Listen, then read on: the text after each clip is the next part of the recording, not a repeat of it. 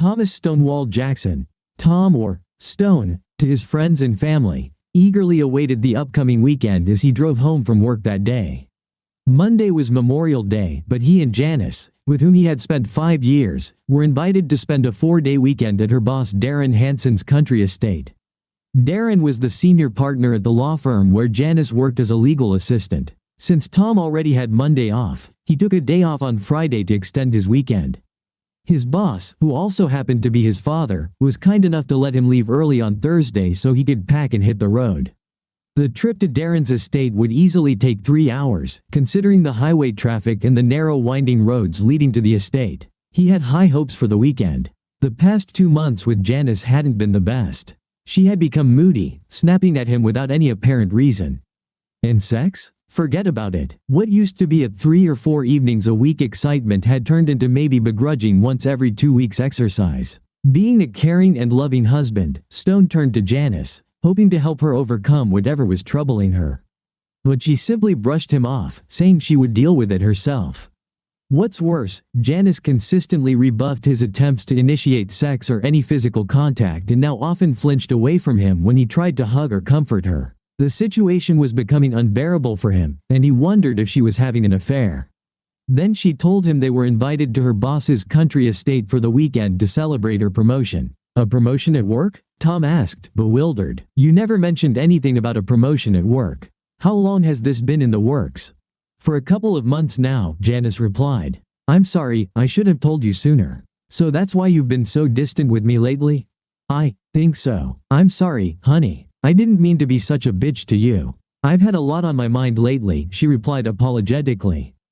Tom smiled, pulling her into his arms, but his heart sank a little when she flinched slightly. I can imagine, he said. And to think, I was worried you might be having an affair.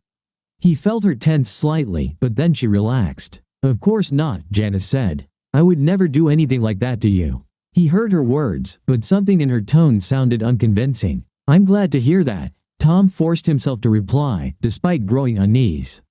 Because that's just something I couldn't tolerate. I know, Janice said quietly. So, do you think you can get off early on Friday? 4 days out in nature would do us both good. Sure, I have plenty of free time. We can leave on Thursday after I finish work, if you'd like. That would be wonderful. I'll let Darren know, and by the time you get home, everything will be packed, she said. I promise, these will be weekends you'll never forget. Stone pondered her words as he filled his new pickup with gas. Weekends he'd never forget? He could only hope she meant that in a good way, but a part of him was feeling conflicted, especially after a rather serious conversation he had earlier with his father and uncle. He pulled into the driveway, turned off the engine, and headed into the house. True to her word, Janice had packed everything and prepared it for loading into the truck. He checked his bags, ensuring his belongings were packed and ready to go. He was impressed that Janice had even packed his toiletries into his travel bag. Then he grabbed the other bags. You've got enough stuff here for a week, he joked when she walked into the room in cut-off shorts and a t-shirt. I thought we were just going out of town for the weekend. You know me, I like to be prepared for everything, she joked back. Why don't you load up this stuff, and I'll finish up here? He noticed sandwiches on her counter and she was assembling a picnic basket with snacks and drinks for the road, as she typically did when they took day trips on weekends. Sounds enticing, he said with a smile. Maybe these will turn out to be good weekends after all, he thought. He loaded everything into the truck, helped Janice finish packing up the food, locked up the house, and set off for what he fervently hoped would be a great weekend getaway. This weekend promises to be the best of my life, exclaimed Janice as Tom drove. Trust me, you're going to have a great time. I'm looking forward to it, replied Tom, hoping she was serious. It took Tom longer than planned to get out of the city due to a highway accident that brought traffic to a standstill, delaying them by nearly 2 hours. But it didn't dampen Janice's cheerful mood, which pleased Tom. He refueled once more as they got back on the road leading to Darren's estate, then drove along the windy road through hilly wooded terrain. It was well past midnight by the time they reached the gates to Darren's expansive 2-story house. Janice had the gate code, and soon they pulled up to the massive brick mansion. Damn, that's a freaking huge house, exclaimed Tom. 3 men in dark suits and sunglasses approached the truck as Tom turned off the engine. Tom wondered aloud, why do they need sunglasses in the dark? I can grab our luggage, Tom offered, opening the pickup's rear door. Either way, thanks. No, sir, it's our job, said one of the men in a humorless tone. Another man reached out his hand. The keys, sir. I need to park your car, said the other man. Please, just do as they ask, dear, suggested Janice in a tone that made it clear he should obey these men. He looked at the man requesting the keys and noticed a distinct bulge on his jacket indicating he was armed. Of course, Tom said grimly, handing his keys to the second man, while the other two men briskly grabbed his luggage and disappeared into the darkness without a word. Thank you, Tom said mechanically. He watched as the men effortlessly carried the heavy bags up the steps. Are you coming? Asked Janice. Yes, of course. On my way, Tom replied. He followed Janice and the two men up the stairs, puzzled as to why they needed to be armed. Something about this just didn't seem right. Ah, there you are. I hope you had a safe journey, boomed a tall man with dark curly hair as they entered. Tom recognized him as Darren Hansen. He had met Darren a few times at corporate holiday events. Before Tom's eyes, Janice and the man exchanged hugs. Then he turned to Tom. Thomas, glad to see you again. I'm Darren Hansen, he introduced himself, extending his hand. Welcome to my humble abode. Thank you. Nice to see you again, Mr. Hansen, said Tom, shaking Darren's hand. No need to be so formal, Tom.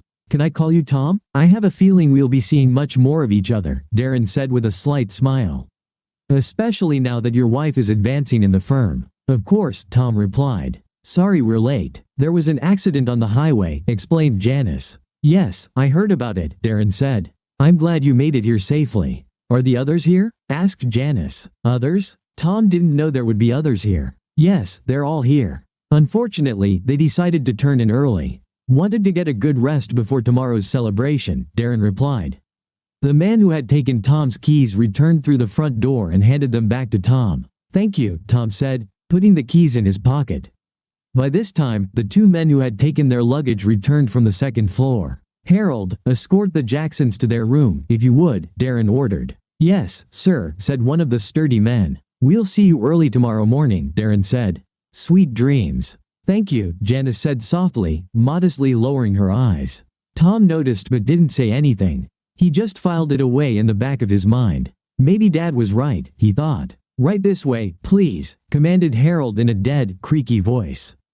Tom and Janice followed the man up a spiral staircase and down 2 corridors before stopping at a locked door. He pulled out a keycard and held it to the reader, and Tom heard the door unlock.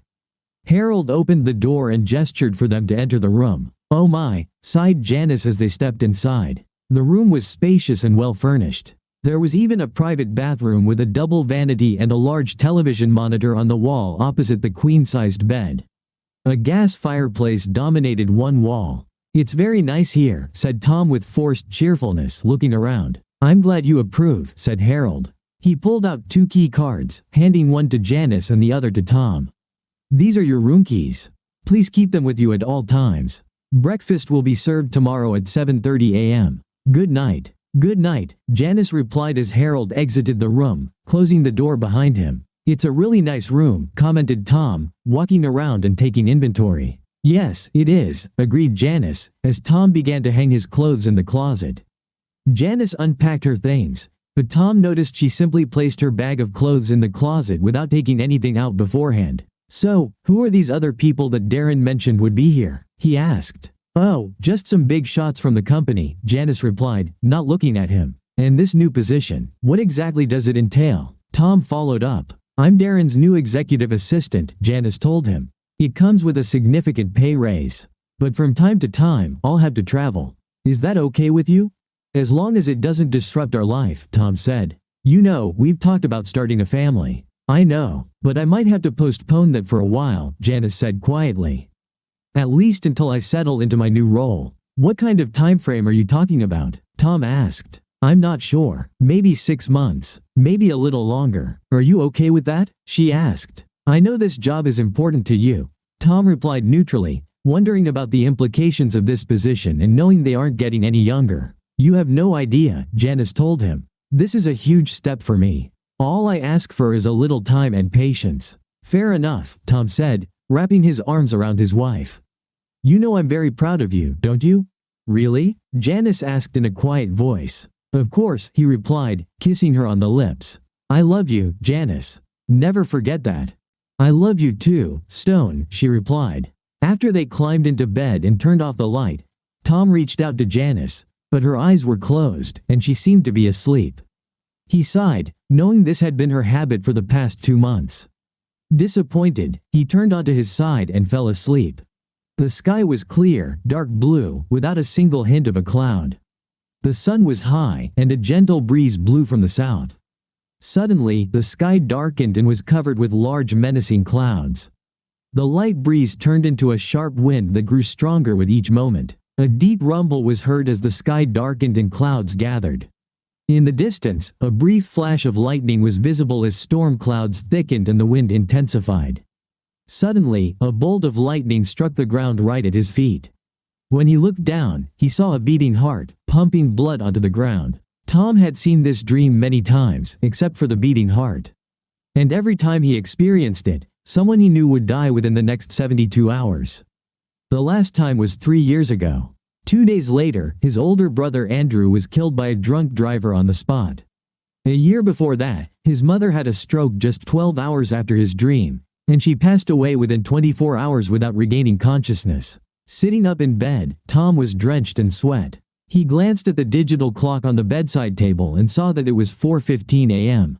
Though it was very early, Tom knew he had to reach out to his father. Grabbing his phone from the bedside table, Tom noticed that he had no signal. He carefully got out of bed, trying not to wake Janice, put on his pants and a shirt, then slipped on his shoes. Grabbing his keycard, he opened the door and saw one of Darren's armed guards at a small table in the hallway. The man in a dark suit and sunglasses looked up as Tom opened the door. "Any issues, Mr. Jackson?" asked the big man. "I need to use the phone, but there's no cell service here," said Tom. "Who are you planning to call?" "I need to call my father." "It's important," Tom told him. "This way, sir," said the man, getting up. Tom followed him into a smaller room adjacent to the corridor. "You can use this phone," he added, pointing to the phone on a small table next to a chair. "Just dial 9 for an outside line." "Thank you," said Tom, settling into the chair. He began dialing his father's number and noticed the man standing in the doorway. "Could I have some privacy, please?" "Of course," said the guard, turning away from the door. Tom couldn't believe the patience of this person. And why was he armed? He finished dialing the number and waited. His father picked up after the third ring. "Hello, who is this?" asked his father. Tom could tell the elderly man had just been awakened. "Hi, Dad. It's me, Tom. Sorry to call so early. I just wanted to make sure you're okay. I was in the middle of a very nice dream, remembering your mom, but I'm okay, Tom." "Did you have another one of your dreams?" "Yes," Tom said quietly. He heard his father sigh on the other end of the line. "The same kind you had before Andy's accident?" his father asked. "Exactly the same," said Tom. "I see. Thanks for letting me know, son. I'm fine, but I'll keep my ear to the ground. Why don't you try to get some more sleep, okay?" "I will, Dad. I just wanted you to know," Tom told him. "I appreciate that, son. But I'm okay. I promise you'll have me around for a while longer," his father assured him. "Remember what I said, and watch your back." They ended the call, and Tom returned to his room. "Everything okay?" asked the guard. "Yes, everything's fine. Thank you," Tom said before opening the door to his room. He undressed and climbed back into bed, and Jen sighed, turning to face him. "Where did you go? Is everything okay?" she asked sleepily. "Yes, everything is just fine. I had to call Dad," Tom said. "Oh," she groaned before rolling over again. From her breathing, Tom could tell she had fallen asleep once more. He closed his eyes, but sleep eluded him for another hour as he continued to ponder the troubling dream. Tom got out of bed at 6 a.m. and headed to the bathroom to attend to his morning duties. Afterward, he quickly showered, then changed into clean jeans and a polo shirt. Jen followed him into the bathroom, first opening the blinds. Approaching the nightstand, Tom picked up his watch, wallet, and glanced out the window. He noticed wrought iron bars attached to the outside of the window and wondered why they were there. There was no balcony, and the concrete pad of the driveway approach should have been at least 8 meters high. Looking outside, Tom saw a helicopter landing on a pad at least 50 meters from the house. He hadn't noticed it before, but it had been dark when they arrived last night. He also noticed guards carrying what looked like rifles over their shoulders. Tom couldn't help but wonder, was Darren expecting trouble? "Are you ready for breakfast, dear?" asked Jen as she emerged from the bathroom. "Ready as ever," said Tom, checking his wristwatch. "What happened last night?" she asked. "Another dream," said Tom. "You mean like before your brother was killed?" "Yes, exactly the same. I called Dad to make sure he was okay." "How is he?" she asked. "Great. I caught him in the middle of a dream." "I bet," chuckled Jen, which seemed vaguely unsettling to him as she finished getting dressed. "Oh well, let's go downstairs and have breakfast. I'm starving." "Don't forget your cane," she reminded Tom. The cane had been a gift from his father, given to Tom after he was discharged from the hospital many years ago. During his service in Iraq, the Humvee in which he was riding was hit by an enemy RPG. 2 other Marines in the vehicle were killed instantly, while Tom and another Marine managed to escape.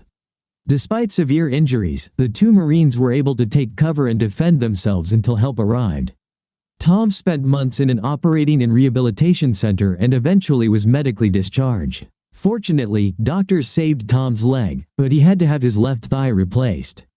The rehabilitation center helped Tom learn to walk again, greatly aided by a cane. Although he could now move normally, he still experienced pain after prolonged walking, so he continued to use his father's gift. They approached Darren's table and found 3 more men and a woman waiting for them. Tom had briefly met these men before and knew they were Darren's law firm leaders, although he couldn't recall their names. He had never seen or met this woman before. "Everyone, I'd like to introduce my husband, Thomas Stonewall Jackson," announced Jen. Tom shook hands with the others. "Stonewall, huh? That's quite an unusual name," remarked Glenn Oldman, one of the firm's leaders. "My parents were big fans of Grand Ole Opry back in the day, so they named me after their favorite country and western singer from the 50s and 60s, Tom replied. "Dad used to joke that it was either that or Michael. Stonewall Jackson. Yes, I think I recall that name," Glenn replied with a smile. "He passed away about 10 years ago, didn't he?" "That's what I heard," Tom replied. The woman smiled as Tom took her hand. "I'm glad to finally meet you, Mr. Jackson. I've heard a lot about you." "I'm Eva Carson," she said. "Nice to meet you, Miss Carson. Please, call me Tom. I hope you've heard at least a few good things." "So, what do you do at the firm?" Tom asked. "I'm in charge of training and staff recruitment," Eva told him. "And please, don't hesitate to call me Eva. I've heard a lot of good things, and I have a feeling we'll be spending a lot of time together this weekend." "Oh?" Tom asked. "Why is that?" "With Janice's new position in your life, there will be a lot of changes," Darren announced before Eva could respond. "She's here to help you adjust." "Adjust? Why should I have to adjust to my wife's promotion?" Tom asked, more than concerned. He looked at Janice, expecting an explanation, but none came. "It's complicated," Darren stated flatly. "Let's have breakfast first, shall we? Maybe we can get to know each other a bit before we get down to business." They sat down as Darren's staff wheeled carts into the room. Before Tom's eyes, they set dishes of eggs, bacon, toast, and fruit in front of everyone.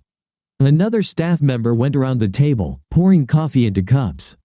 Tom also noticed the armed guards who took up positions on both sides of the door. "So, Tom, why don't you tell us a bit about yourself?" Rick Harmon, another executive director, asked. "Janice mentioned you were some kind of soldier or something like that."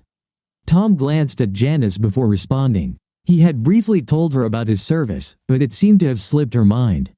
As far as she could tell, anyone in a green uniform had served in the military. "I served in the military, but I was never just a soldier," Tom replied, taking a bite of his omelet, which he found delightful. "Oh, what were you then?" Rick asked, glancing at Janice. "I served in the Marine Corps," Tom answered. "Thank you for your service," Darren said. "What did you do in the Marines, if I may ask?"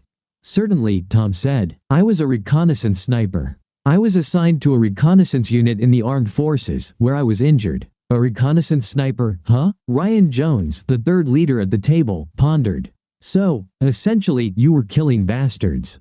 Is that right?" Tom noticed the other executives and security service personnel exchange glances before responding. "I suppose that's one way to put it," Tom said. The looks around the table turned uneasy, and Tom wondered what was going on here. 32 enemy soldiers didn't fulfill their missions, he added casually, but with a tone resembling a warning from a venomous snake. "Though it's been years since I've had to kill anyone." His military mind chastised itself.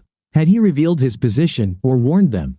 It's interesting that you never told us about this, Janice, Darren said with a hint of tension in his voice, looking at Tom's wife, who blushed slightly. Janice isn't to blame, Tom said before Janice could speak. I never told her exactly what I did in the service. Partly because some of it is still classified, and partly because it's a period of my life I'd rather forget. But now you're an accountant. Is that right? Rick hastily interjected, stepping in to diffuse the tension that had suddenly settled over the table like a cloudy day. Yes, I was discharged after rehabilitation, and I went to college to get a business degree. That's where I met Janice. Now I'm a forensic accountant working for my father, Tom explained. What does your father do? Glenn asked. He heads Jackson's specialized investigations. Mostly corporate work, Tom replied. I've heard of them, Rick mused. From what I've heard, they do good work. They finished breakfast, engaging mainly in light conversation. But it didn't ease Tom's uneasy feeling about it all. He'd learned to trust his instincts on the battlefield, as they had saved his life more than once. Well, it looks like a beautiful day outside. Eva, why don't you give Tom a tour of the house while we head out to the backyard? Darren suggested. Of course, Eva replied. Tom glanced at Janice, trying to read her thoughts, but couldn't.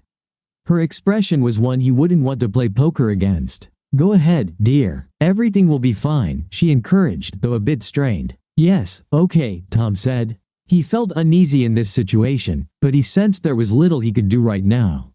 So, he yielded to Darren and Janice. Intelligence and reconnaissance. Intelligence and reconnaissance, he repeated to himself. Taking his cane, he looked at Eva. Are you ready, Tom? She asked briskly, a liveliness he knew to be fake. Of course, Tom replied, hoping the turmoil in his stomach would settle. After you. Janice placed her hand on his shoulder before he left, causing him to stop and look at her. Just remember, I love you, she whispered. I love you too, Tom said. He leaned in to kiss her, but she turned away. Shocked and humiliated, Tom stepped back and walked away without saying a word until he and Eva were far from the main house. Tom couldn't help but notice the heavily armed guards nearby. Turning his back to Eva, Tom pulled out his phone and activated the voice recording app, noticing he somehow had 2 bars. A weak signal, but enough to make a call, then pocketed it. It's so beautiful here, Eva finally said, trying to break the ice. Yes, Tom replied evasively. They approached a wooden park bench overlooking a small pond and stopped. Eva sat down, and Tom followed suit. What's going on here? He asked. You're a smart man, Tom. Why don't you figure it out yourself? She replied. I have an idea, but it's too awful to consider, Tom replied. Why don't you just tell me everything? All right, as you know, Janice has been chosen as Darren's next executive assistant, Eva began. Yes, I already know that. Janice told me about it. But that's not all, is it? No, Eva said. Your life is about to change, Tom. Whether it's for the better will depend on how you react. You know that Janice loves you, don't you? I've heard her say it. But honestly, it's hard for me to believe right now. Trust me, she really loves you, and she wants the best for both of you. That's why she's willing to do whatever it takes to secure your future, lectured Eva. You do support your wife in her career goals, don't you? Of course, I always have, said Tom. He felt much like he did one night many years ago, slowly crawling through the ground, feeling for mines under a high-tech heat-dissipating cloak. I'm glad to hear that from you. Then you must understand that the next year or two will be just a minor bump on the road to a long, happy marriage. A year or two? She mentioned 6 months. Why are you saying this? What's going to happen in the next 2 years? Tom asked pointedly. And what exactly is your role in all of this? I'll get to that. My role is to prepare you for what's coming, and to ensure that you fully understand and accept Darren's expectations. For you and your wife. Why should I care about Darren's expectations of me? I don't report to him, and he doesn't sign my paycheck, Tom growled, his patience wearing thin. No, he doesn't, but he signs hers. And your silent agreement will greatly facilitate Janice's work, explained Eva. Silent agreement? What the hell are you talking about? I'm sure you've noticed that Darren is what most people would call an alpha male, stated Eva, as if it were as obvious as a giant flashing red neon sign. In other words, he's an egotistical, self-absorbed jerk, growled Tom. Eva smirked, and it was the first genuine sound she made, and the first one he believed. Let's just say, he expects people to obey, to do what's expected of them. This includes Janice, and, as a result, you. In other words, he wants to sleep with my wife and expects me to just accept it. Isn't that what you're trying to tell me? His temperature rises, but he keeps it tightly under control. I wouldn't use that terminology, but essentially, yes. In fact, they've already been intimate several times, said Eva, noting the pained expression on Tom's face. And how do you know this? Tom asked. I was there. I recorded it, said Eva in an even tone, as if recording the sex of two people was the most natural thing one could do. Are you kidding me? Not at all, Tom. Here, take a look. Perhaps you'll find it interesting, said Eva, handing her phone to Tom.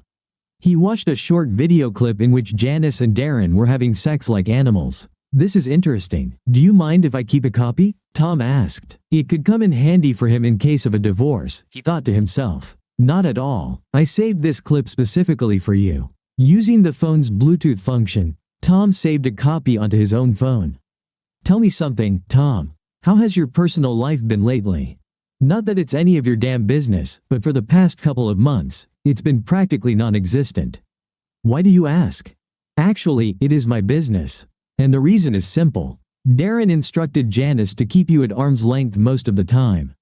He's very protective of his possessions. What? And she just went along with it? Tom growled through clenched teeth, his anger escalating. Of course. Now he owns her. She obeys him just like all his previous assistants did. And he'll expect you to report to him as well. Tom bristled at the word owns. He can expect in one hand and crap in the other. Let's see which one fills up first, Tom snarled through clenched teeth. He saw a smirk on her face and had the urge to wipe it off with the back of his hand. So what does this jerk expect from me? Money? Unlikely, chuckled Eva. He expects obedience from you. Your submission. And he'll expect you to publicly demonstrate that tonight in front of the other senior partners. What are you talking about? What does he want from me? The dynamics of your marriage will drastically change while Janice is in her current position. To reflect this, Darren has documents for you to sign. These documents state that you voluntarily transfer your marital rights, property, and assets to him while Janice serves as his assistant. After he gets what he wants from you, he expects you to kneel before him in front of your wife and everyone else. And he expects you to perform oral sex on him. In conclusion, Eva said with an indifferent expression, I know it's difficult to hear, but this is what Janice expects from you. In fact, she's eager to see you do it. This way, you'll relinquish all authority in your marriage to him as long as he sees fit to possess her. Let me make sure I understood correctly what you just said. Your despicable boss wants me to sign everything over to him, allow him to have his way with me, and then perform oral sex on him? In front of Janice and the other executives? Are you kidding me? Tom growled, his eyes gleaming with anger. I'm not joking, Tom. Yes, that's what he wants. He also expects you to swallow. And Janice too. Of course, the entire encounter will be recorded on video. Of course. That way, he can hold it over my head. Sounds like extortion or blackmail to me. In your words, it sounds distasteful. But it would be used to keep you in check, Eve said nonchalantly.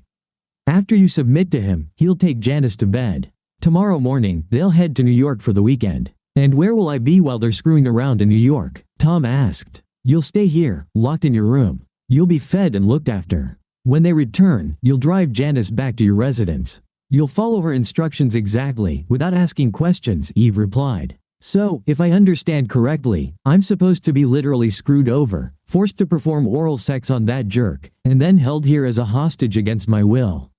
And what do I get out of this? If you agree to Darren's program, you'll remain relatively unscathed, aside from a bit of humiliation. And when he's done with Janice, you'll receive good compensation. So, you idiots conspired with my soon-to-be ex-wife to destroy my marriage, take away the business of my entire life, and literally rape me. Is that right? I wouldn't phrase it quite like that, but I suppose from your perspective, yes. We've been working on this together, said Eva in a neutral tone. Did he do this with his other assistants? Asked Tom. Yes, said Eva. And they agreed to this crap? They did, Eva told him. In fact, their husbands thoroughly enjoyed it. What harm could it do? Janice would be pleased to see you bring pleasure to her master. I'm sure she would do just that. They both can kiss my ass and bugger off, hissed Tom. And you can tell that asshole if he tries to come after me, I'll do everything in my power to make sure it's the last thing he ever does. I understand you're angry, Tom. And you have every right to be. But in the end, you would win. In many respects, not just one. But that's not all. More? Tom asked, astonished. The document requires you to undergo a vasectomy at the earliest opportunity. And it states that you will accept and take responsibility for any children Janice and Darren produce. In fact, she intends to put on a show, washing out her contraceptives after you sign. And what if I don't agree to all this shit? Let's just say you wouldn't like the consequences, stated Eva. Some have tried to fight Darren and ended up penniless, while those convicted of sexual crimes ended up in prison for illegal pornography found on their personal devices by chance. And you may know what happens to people convicted of sexual crimes in prison. Not a pleasant existence. That sounds like a threat, replied Tom. Call it what you want. Fine, I will, replied Tom, taking out his phone from his pocket. He paused, saved the audio recording, and scrolled through his contacts until he found what he was looking for. Making sure there was a signal, he dialed the number he needed and held the phone to his ear. What are you doing? Asked Eva, her face reddening with anger. Tom smiled and put his finger to his lips, signaling her to keep quiet. Sheriff Jackson, said the man who answered Tom's call. Uncle Bob, how are you doing? Tom asked. Stonewall, what's going on? Dad was right. I need an extraction. Quickly. Do you have the address? I understand, son. I also have the coordinates from your phone. What's your plan? I've counted at least 15 heavily armed men. There's a gate at the entrance.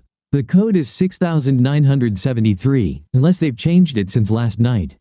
Here's Hansen and 3 of his leaders, plus his trainer. She just outlined the situation to me, so to speak. I recorded all of this on audio. I'll send it to you, Tom said. Understood, Bob replied. We're already on our way. Estimated arrival time is about 5 minutes. Can you hold on that long?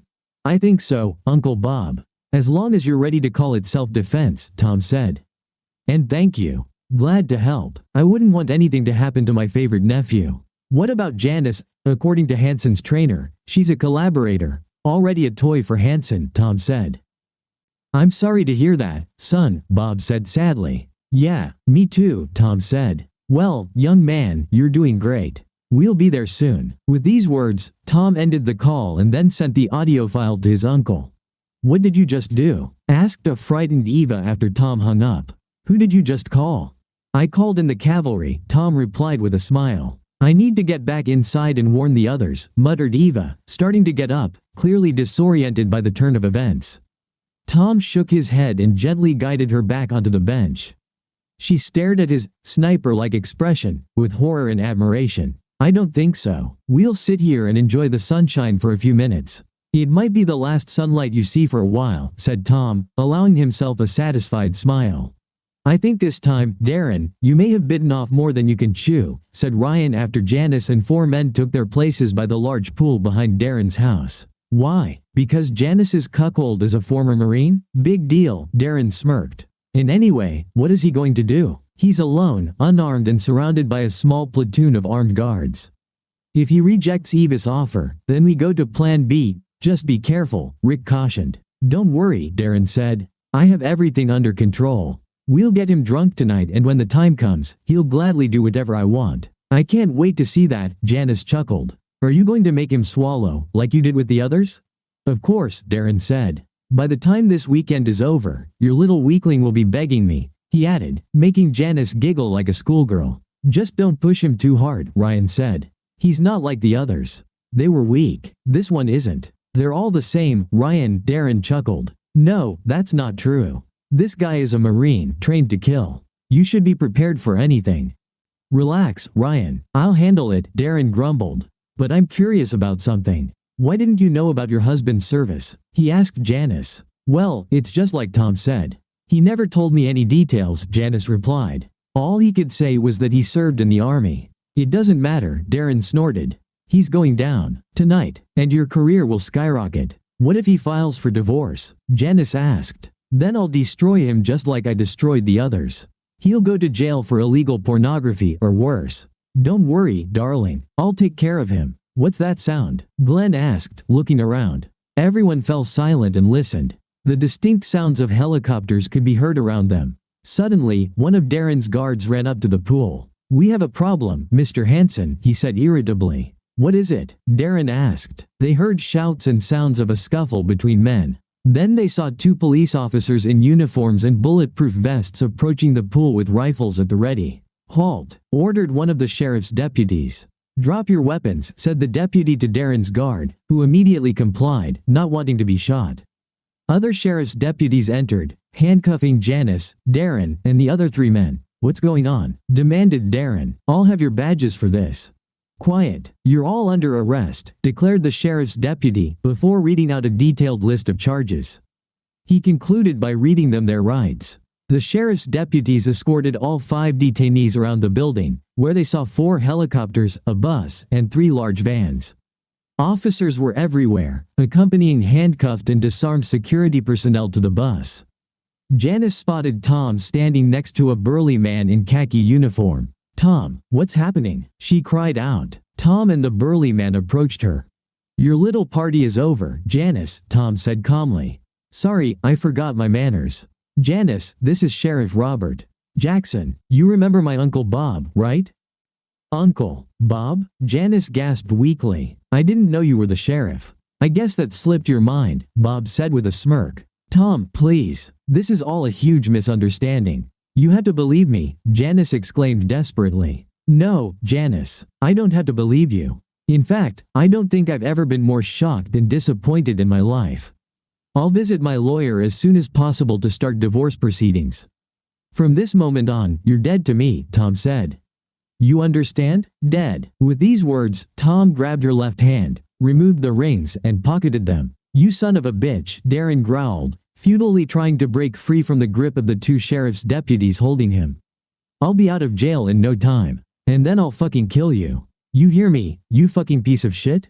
"Sounds like a threat to me. What do you think, Uncle Bob?" Tom asked with a smirk that surpassed all of Darren's previous malice. "Of course, I thought so too," Bob said. "We'll just add this to all the other charges against him, and it'll help ensure he's never released on bail. Don't worry, Mr. Hanson. My boys will take good care of you," he smirked. "And your friends. Take these people and get out of here," he ordered the sheriff's deputies, who immediately complied. Tom and Bob watched as the criminals were loaded onto the bus. To Tom, the past few years of his life seemed like a lie. He had loved Janice since the day they met. Bob patted him on the shoulder. "It'll all work out, son. Believe me," he said. Bob had gone through a divorce with an unfaithful wife many years ago and knew the pain Tom was feeling. "Thank you, Uncle Bob, for everything. Don't mention it, son. If you need anything, give me a call. And give your dad my regards. I think he's got a bottle of his best wine waiting for your visit." "I'll do just that. Is it safe for me to collect my things? I need to get out of here, to hell with it." "Of course. I think they're almost done inside that place anyway," Bob told him. After they said goodbye, Tom gathered his belongings and headed home. A week later, meeting with his father, Tom met with the family lawyer and filed divorce papers according to the prenuptial agreement they signed before the wedding. He waited for them to be processed before visiting Janice in county jail. "This will be the first and only time I visit you, Janice," he said when she took her place. "By law, I had to make sure you have the documents." "I've got them," Janice said quietly. "I've already signed and sent them back." "Good. As you might have noticed, I followed the prenuptial agreement. I'll wait for your trial to get rid of your things." "I appreciate it," said Janice. "There's something I don't understand. How did you find out?" "You'll hear all the gory details in court, so I'll give you the Reader's Digest version. I suspected something was up a couple of months before that weekend, but I didn't have any proof. About 4 months before that memorable day, Darren's ex-husband of one of his so-called assistants came to Dad with a rather wild story. He also brought some spreadsheets and documents that, according to him, his ex-wife obtained from Darren's system. Dad made me go through the spreadsheets to see what I could find. Naturally, I couldn't tell you anything about privileges, conflicts of interest, and the like.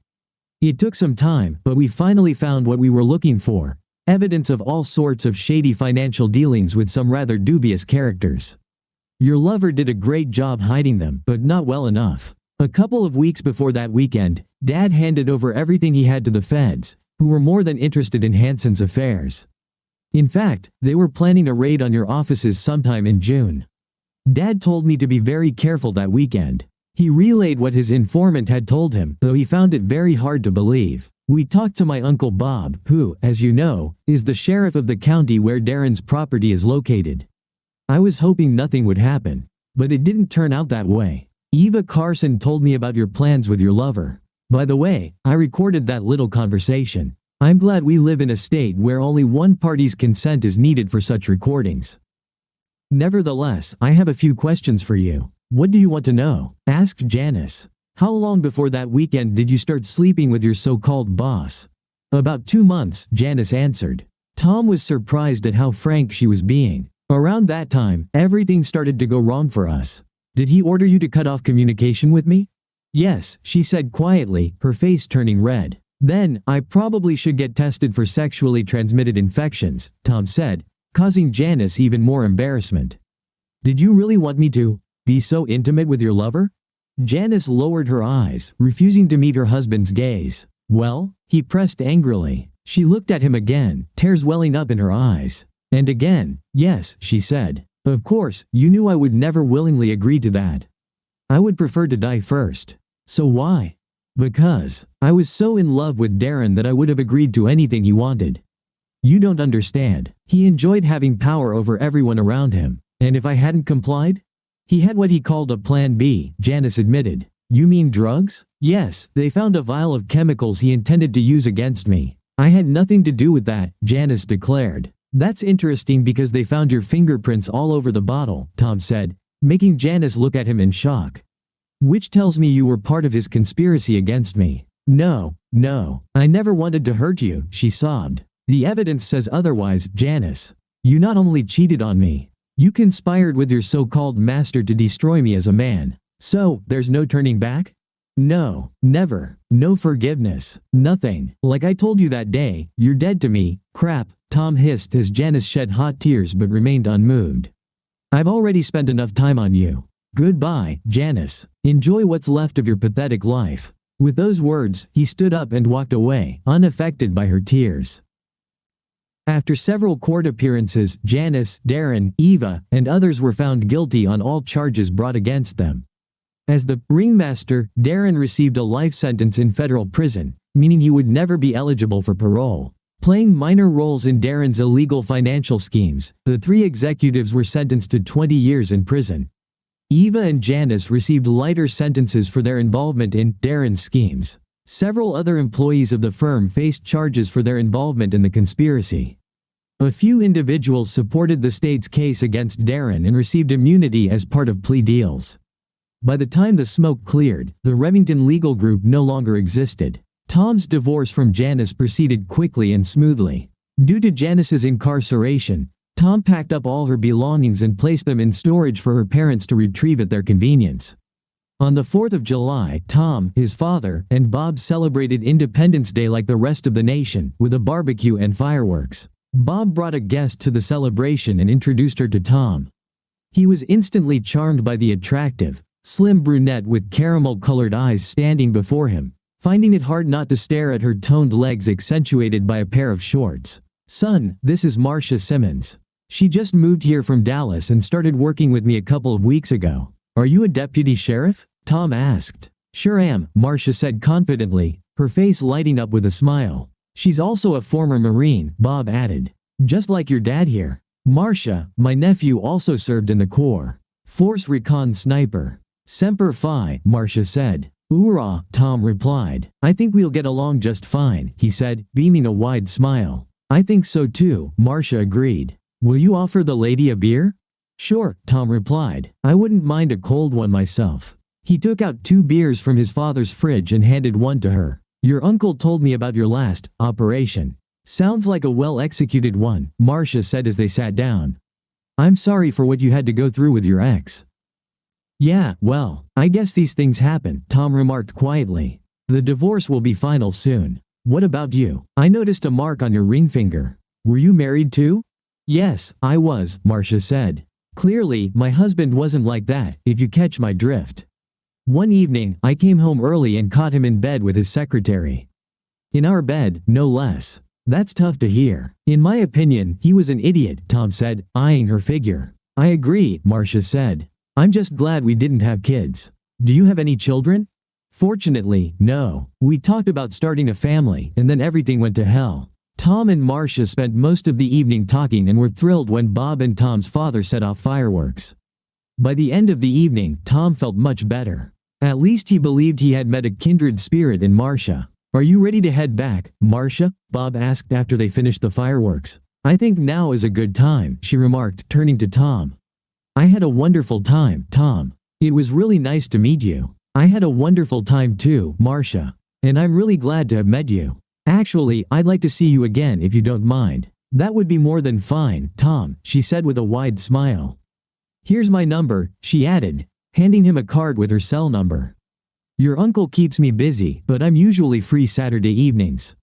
Give me a call." "Will do," Tom said, returning her smile. He took her card, noting his uncle's wink and smile. "I'll call you this Thursday. Then we'll talk," Marcia said before kissing him on the cheek. They said their goodbyes and left. "Pretty young lady," Tom's father said after they left. "Yes, very sweet," Tom said with a broad smile. "I hope you intend to keep your promise to her," said the elderly man. "Absolutely," Tom replied. "Good lad," his father said, patting Tom on the back. "Come on, help me clean up, and let's see if we can finish off the rest of this beer." "Are you going to give me tomorrow off to sleep in?" Tom asked. "Damn no," his father replied with a laugh. Chuckling in response, Tom joined his father, thinking about the lovely brunette with the sexiest legs he had seen in a while.